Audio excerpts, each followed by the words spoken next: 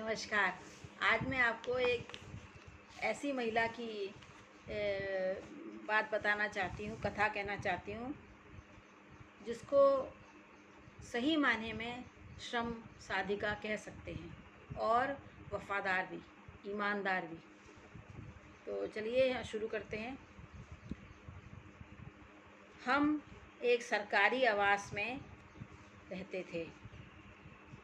हमारा घर रुड़की रोड के पास था और वहाँ पर एक बर्तन साफ करने वाली स्त्री आती थी, जो पुन्नो की अम्मा, चंदो की अम्मा और प्रकाश की अम्मा कही जाती थी।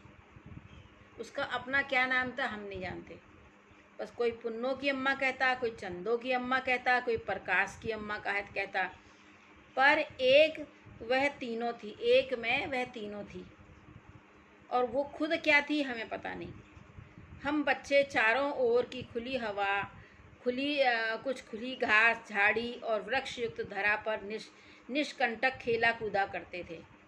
कभी कभी जब हम, विशेषकर विनोद, हमारे पड़ोस का एक लड़का जो उम्र में मुझसे सबसे बड़ा था, अक्सर पुन्नो की अम्मा से मस्खरी करता।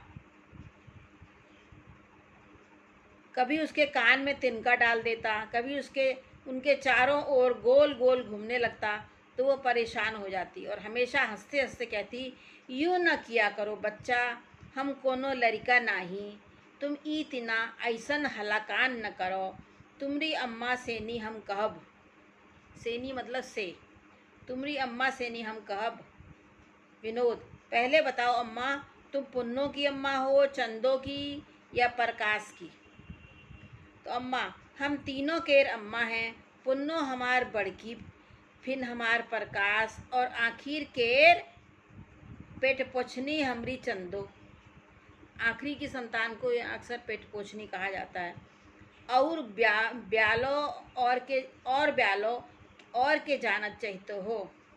और ब्यालो मतलब और बोलो, के जानत चाहते हो। विनोद, तुम्हारा अपना नाम क्या है?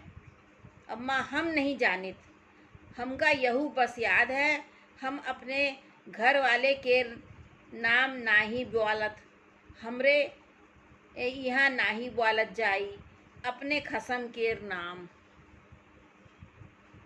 तब तक हम सब वहाँ से चले जाते और अम्मा अपनी राम कहानी बोलती जाती। वो देखती भी नहीं कि हम चले जा चुके हैं वहाँ से। उनके बैठने का तरीका जमीन पर घुटनों से पेट दबाते हुए अपने दोनों हाथों से घुटनों को जकड़े हुए बैठती थी। वहीं से बोलती जाती, जिसकी बहुत सी स्मृतियाँ मेरे मन में अभी तक संचित हैं। वो बताती थी कि 8 बरस में ब्याह हुआ, 10 बरस में गौना, उनके 4 बरस बाद पहलौटी बेटा हुआ जो मर गया, इतना 3 मरे, फिर हमरी पुन्नो बची, फिर प्रकाश बचे रहे और बाद में हम 4 बार पेट से रहे पर कोनो बालक नाही रहे और आखिर में यूँ हमरी पेट पोछनी चंदो बची। चंदो पुन्नो, कभी पुन्नो कहती, कभी चंदो कहती। हम बहुत झेला है बीबी जी। बीबी जी वो हमारी माँ को कहती थी। लड़कन खातिन हम पीर फकीर, देवता, मंदिर, मस्जिद की दौरी छुए हैं। मुला यूँ बात प्रकाश नहीं समझित। प्रकाश उसके लड़के का नाम है। यूँ बात प्रकाश नहीं समझ, बुर्र बुर्र करते रहते हैं, पर हम सब अबहू तलिक झेलित है। इनके बप्पा तो गांजा चिलम में रहते हैं और हम दिन भर खटित हैं, तब मुँह माँ माखी जात है। को सुनते ही हमारी यही खातिर हम कब्बो कोनो लड़का को कछु नहीं कही, क्योंकि बड़ा मुश्किल से हम लड़का पाए रहे। पता नहीं को है, सबे हमरे लिए बाल किसन आए, जय कन्हैया लाल की। ऐसा कह के वह अपनी बात ख़त्म करती और ज़ोर ज़ोर से मस्का लगाकर नारियल की झाड़ में राख और मिट्टी लपेटकर बर्तन मांजने लगती।